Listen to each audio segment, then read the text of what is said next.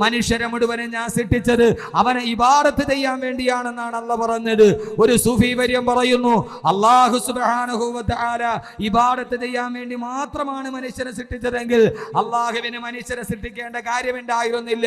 കാരണം അല്ലാഹുവിനെ തളർച്ചയില്ലാതെ ഉറക്കമില്ലാതെ ഇബാദത്ത് ചെയ്യാൻ വന്ന മലക്കുകളുണ്ടല്ലോ, യുസബ്ബിഹൂനൽ ലൈല വന്നഹാറ ലാ യഫ്തുറൂൻ, രാപകലുകളില്ലാതെ തളർച്ചയില്ലാതെ വിളർച്ചയില്ലാതെ ഉറക്കമില്ലാതെ അല്ലാഹു ഇബാദത്ത് ചെയ്യാൻ അവന്റെ ആയിരക്കണക്കിന് മലക്കുകളുള്ളപ്പോ എന്തിനാ അല്ലാഹു മനുഷ്യരെ സൃഷ്ടിച്ചത്? ഇബാദത്തിന് വേണ്ടി മാത്രമല്ല. അല്ലാഹുവിന്റെ പ്രിയപ്പെട്ട സൂഫി വര്യം പറയുകയാ, മനുഷ്യന്റെ ജീവിതത്തിന്റെ ദുരിതം കാണുമ്പോ, അവന്റെ ദുരന്തങ്ങൾ കാണുമ്പോ, അവന്റെ പ്രയാസങ്ങൾ കാണുമ്പോ അറിയാതെ ഞാൻ ഓട്ടുപോവുകയാണ്.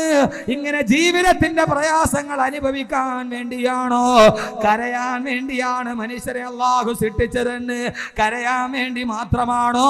കണ്ണുനീര് കടന്തല്ലിലൂടെ, കണ്ണുനീര് കവിൾത്തടത്തിലൂടെ തടം തല്ലി തൊടുകാനാണോ അല്ലാഹു മനുഷ്യരെ സൃഷ്ടിച്ചതെന്ന് ഞാൻ ഓർത്തുപോവുകയാണെന്ന് പറയുമ്പോ, സഹോദരങ്ങളെ, അല്ലാഹു നമ്മളെ ഈ മണ്ണിലേക്ക് സൃഷ്ടിച്ചത് എന്തിനാ? അല്ലാഹുവിന്റെ ഖുർആൻ തന്നെ പറഞ്ഞതുപോലെ, ലഖദ് ഖലഖനൽ ഇൻസാന ഫീ കബദ്, ലഖദ് ഖലഖനൽ ഇൻസാന ഫീ കബദ്.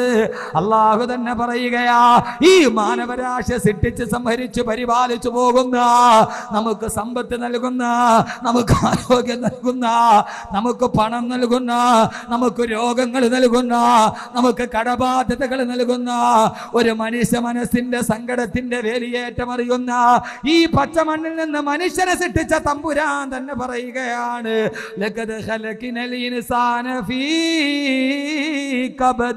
മനുഷ്യനെ ഞാൻ സൃഷ്ടിച്ചതേ ക്ലേശത്തിൽ നിന്നാണ്.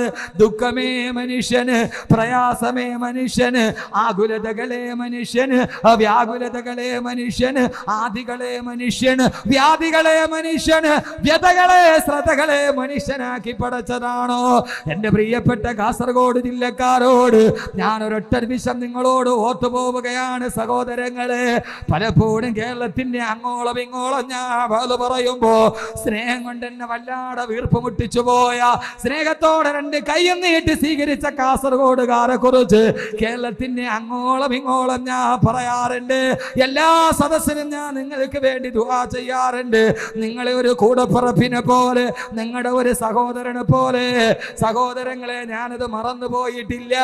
കഴിഞ്ഞ ആഴ്ച ഞാൻ എറണാകുളത്ത് വഅദ് പറയുമ്പോ, അറബിക്കടലിന്റെ തീരത്ത് ഞാൻ വഅദ് പറയുമ്പോ 40,000 ഓഡിയൻസിന്റെ മുകളിലാണ് കേൾക്കാനുള്ളത്.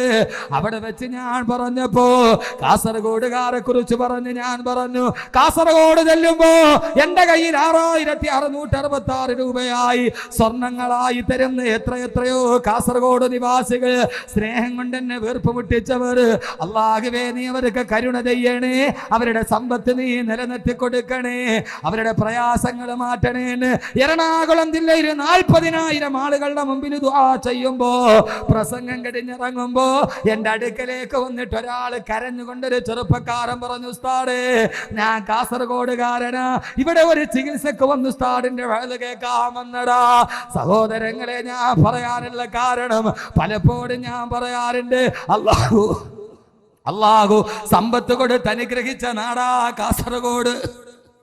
അല്ലാഹു സമ്പത്ത് വാരിക്കോരി കൊടുത്തിട്ടുണ്ട്. ബാക്കിയുള്ളവർക്കുള്ള അല്ലാഹു ഖജനാവിന്ന് നുള്ളി കൊടുത്തപ്പോ അല്ലാഹുവിന്റെ ഖജനാവിന്ന് വാരിക്കൊടുത്തത് കാസർഗോഡുകാർക്കാ. അല്ലാഹു അത് നിലനിർത്തി തരട്ടെ. പക്ഷേ ഒരു കാര്യം, ഞാൻ ഇതേവരെ എന്റെ ധാരണകൾ മാറിപ്പോയി. ഒരൊറ്റ ദിവസം കണ്ട് എന്റെ ധാരണകൾ മാറിപ്പോയി. സഹോദരങ്ങളെ, പണം മാത്രമേ തന്നിട്ടുള്ളൂ, മനസ്സമാധാനമല്ല തന്നിട്ടില്ല, മനസ്സമാധാനമല്ല തന്നിട്ടില്ല. ഇന്നലെ ഞാൻ ഇവിടെ ദുആ ചെയ്യാം എന്ന് പറഞ്ഞപ്പോ അല്ലാഹു പറഞ്ഞില്ലേ, അല്ലാഹുവിന്റെ ഖുർആൻ പറഞ്ഞതുപോലെ ഈ സദസ്സിന് നിങ്ങൾ പാവങ്ങൾക്ക് വേണ്ടി സദഖ ചെയ്യേ.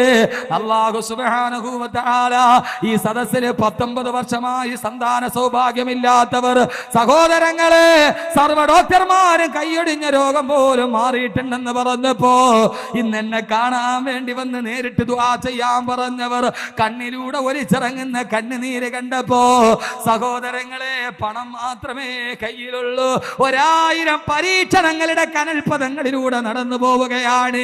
മാരകമായ ക്യാൻസർ ബാധിച്ചവർ, മാരകമായ രോഗം ബാധിച്ചവർ, മക്കൾക്ക് ശേഷിയില്ലാത്തവർ, ബുദ്ധി വളർച്ചയില്ലാത്ത മക്കളെയും കൊണ്ടുവന്ന ഉമ്മമാർ, സഹോദരങ്ങളെ കടബാധ്യതകളുടെ പേരിൽ തന്നവർ. ഒരു സഹോദരൻ എന്റെ കയ്യിൽ വന്നിട്ട് 2 ചെറിയ സ്വർണ്ണാഭരണങ്ങൾ തന്നിട്ട് പറഞ്ഞു, ഉസ്താദേ ഇതെന്റെ വീട്ടിലെ അവസാനത്തെ സ്വർണത്തിന്റെ തരിയാ, ഇതെന്റെ അവസാനത്തെ സ്വർണത്തിന്റെ തരിയാണ്. ഇതെന്തിനു വേണ്ടി വെച്ചതാണെന്നറിയോ? ഒരു 2 ചെറിയ കമ്മലിന്റെ ഭാഗം തന്നിട്ട് അടച്ചിട്ട മുറിയിൽ എന്നോട് പറഞ്ഞിട്ട് അദ്ദേഹത്തിന്റെ കണ്ണ് നിറഞ്ഞുപോയി. അള്ളാഹു സർവ്വ പ്രയാസങ്ങളും മാറ്റിക്കൊടുക്കട്ടെ.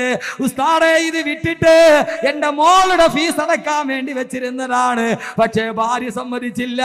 ഭാര്യ പറഞ്ഞു ഫീസ് അടച്ചില്ലെങ്കിലും വേണ്ട, കബീർ ഉസ്താദിന്റെ കയ്യിൽ കൊടുക്ക്. എവിടെ പോയാലും നമുക്കൊരു ദുആ കിട്ടുമല്ലോ, എല്ലാ പ്രയാസങ്ങളും മാറുമല്ലോ. അള്ളാഹുവിന്റെ കടങ്ങൾ അള്ളാഹു തീർത്തു കൊടുക്കട്ടെ, അവരുടെ പ്രയാസങ്ങൾ അള്ളാഹു തീർത്തു കൊടുക്കട്ടെ. തന്റെ ജീവിതത്തിന്റെ അവസാനത്തെ പൊന്നിന്റെ തരിയെടുത്ത് എന്റെ കയ്യിൽ തന്നവരുണ്ട്. സഹോദരങ്ങളെ, ഓമന മക്കളുമായി കയ്യിലോട്ട് വന്നു ഉസ്താദേ ബുദ്ധി വളർച്ച എത്തിയിട്ടില്ലെന്ന് പറഞ്ഞ് പൊട്ടിക്കരഞ്ഞ ഉമ്മമാർ, വിവാഹം കഴിഞ്ഞ മക്കളില്ലെന്ന് പറഞ്ഞവർ, മോണയിൽ ക്യാൻസർ വന്നിട്ട് ഉസ്താദേ രോഗമെല്ലാം ശിവയായി പക്ഷേ മുറിവുണങ്ങുന്നില്ലെന്ന് പറഞ്ഞു വന്നവർ, അല്ലാഹുവേ നീ ശിവ നൽകണേ അല്ലാ. ഇന്ന് രാവിലെ സൂര്യൻ ഉദിച്ചത് മുതൽ സൂര്യാസ്തമയം വരെ ഞാൻ കേട്ടത് കഥനത്തിന്റെ കഥ മാത്രമാണ്, കണ്ണുനീരിന്റെ കഥ മാത്രമാണ്, ഒലിച്ചിറങ്ങുന്ന കണ്ണുനീരാണ്. അല്ലാഹുവേ അല്ലാഹുവേ അല്ലാഹുവേ, മാരകമായ പിശാച് ബാധയേറ്റ് സിഹർ ബാധയേറ്റ് ശരീരം മുഴുവനെ ശോഷിച്ചു പോയവർ, അല്ലാഹുവേ നീ ശിവ നൽകണേ അല്ലാ, നീ ശിവ നൽകണേ അല്ലാ, നീ ശിവ നൽകണേ അല്ലാ. സഹോദരങ്ങളെ, ദുഃഖമാണ് മനുഷ്യന്, ആത്മഹത്യ പെരുകുകയാണ്. രാവിലെ എന്റെ പ്രിയപ്പെട്ട സഹോദരങ്ങളോട് ഞാൻ ഓർമ്മിപ്പിക്കുകയാണ്, എല്ലാ പ്രയാസങ്ങളുടെ മുമ്പിൽ പിടിച്ചു നിൽക്കാൻ എന്തിനാണ് മഹർ 2012, എന്തിനാണ് 7 പെണ്ണുങ്ങൾക്ക് ജീവിതം? അൻസാറുകൾ ചെയ്യുന്ന ചെയ്പ് കർമ്മം ചെയ്താൽ അതിന് കിട്ടുന്ന പ്രതിഫലം ഞാൻ പറയട്ടെ. സഹോദരങ്ങളെ സഹോദരങ്ങളെ, 1000 പ്രയാസങ്ങളുടെ മുമ്പ് ഖുശി ജിന്ദഗി की मालूम है हमें सो नहीं सकता, जिंदगी की नुत्केली पत्थर की रास्ते पर चलना चाहिए.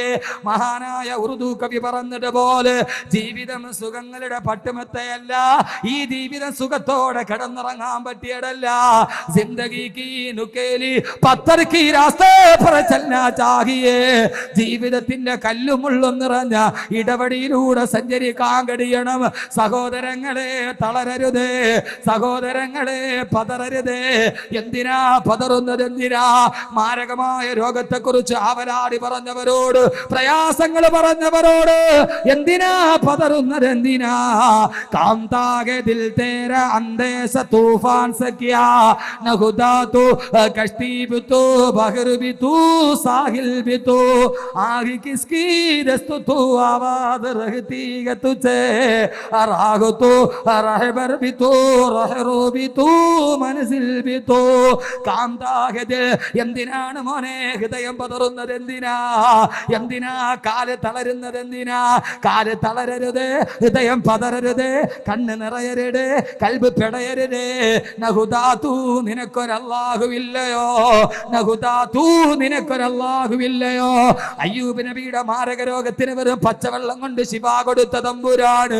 യാതൊരുവിധ ചലനമില്ലാത്ത കരിമ്പാറക്കെട്ടിൽ നിന്ന് പാല് ചുരത്തുന്ന ഒട്ടകത്തെ സൃഷ്ടിച്ച തമ്പുരാനില്ലയോ?